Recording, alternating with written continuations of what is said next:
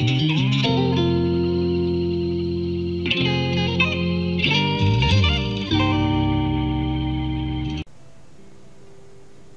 retrouvons notre classeur avec cette fois-ci l'exercice numéro 6. Donc je clique sur le bouton ici pour l'exercice numéro 6. Nous allons retrouver le taux de marque. Alors cette fois-ci, c'est Kevin qui fait de la revente de bijoux. Il a envie de suivre son taux de rentabilité. Le taux de rentabilité dans l'entreprise, c'est donc le taux de marque qui est légèrement inférieur au taux de marge.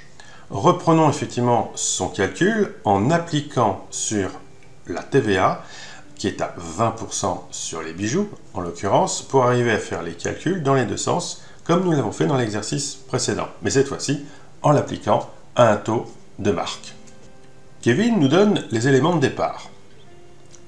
Il a une bague, par exemple, qu'il a achetée chez son fournisseur à 150 € hors taxe. Bien évidemment, c'est un professionnel qui traite avec un autre professionnel, donc ce qui l'intéresse, lui, c'est de se baser sur son prix hors taxe. Sur ce prix, il a envie d'avoir une rentabilité de 50%. Donc, le taux de marque sera de 50%. Mais il sait qu'il va vendre à des particuliers. Et pour cela, il doit afficher son produit avec un prix TTC. Donc, il doit aussi appliquer un taux de TVA à 20%. Nous allons faire les calculs étape par étape. Tout d'abord, quel devrait être son prix de vente hors taxe, sachant qu'il l'achète à 150 € et qu'il veut adapter une rentabilité de 50%. On va donc se positionner en cellule C10 et on va appliquer pour cela une formule type. C'est le prix d'achat hors taxe. Donc, égal prix d'achat hors taxe, 150 €, ici en C6. Plus, parenthèse ouvrante, je remets ce prix d'achat hors taxe, donc C6, que je multiplie par le taux de marque, c'est-à-dire 50% en D6. Je ferme la parenthèse. Je valide. Et le prix hors taxe sera donc de 225 €. Nous allons maintenant en déduire la TVA. Je vous rappelle que la TVA est à 20%. Donc, je me positionne en cellule D10, égale, je prends le prix de vente hors taxe, C10, multiplié par E6, qui contient le 20%.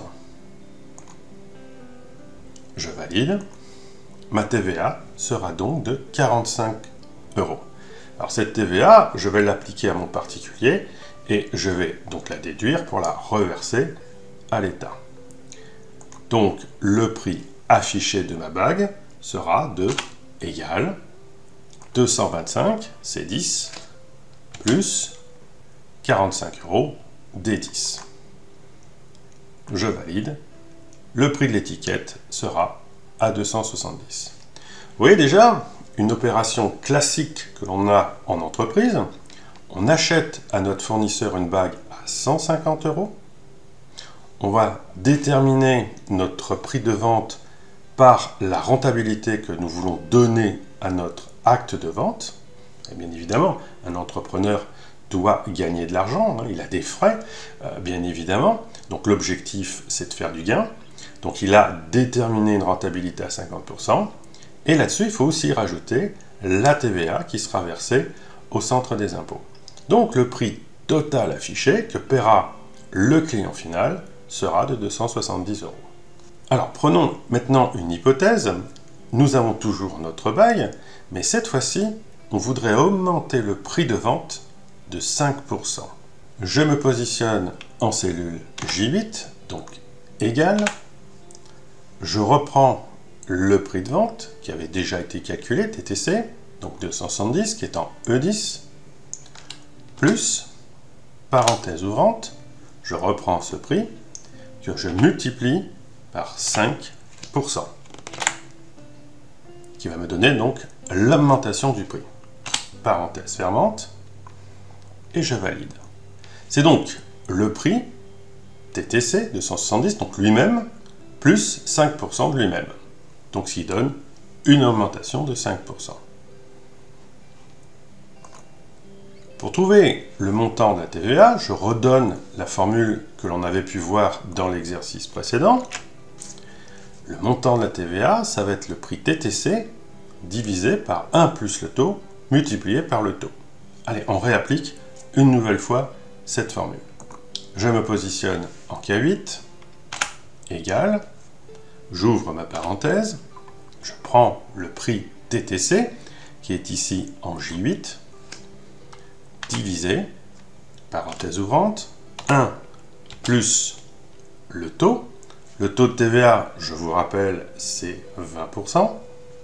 Donc, je clique ici en E6, puisque j'ai déjà l'information 20% en E6. Je ferme une parenthèse, puis je referme la seconde parenthèse.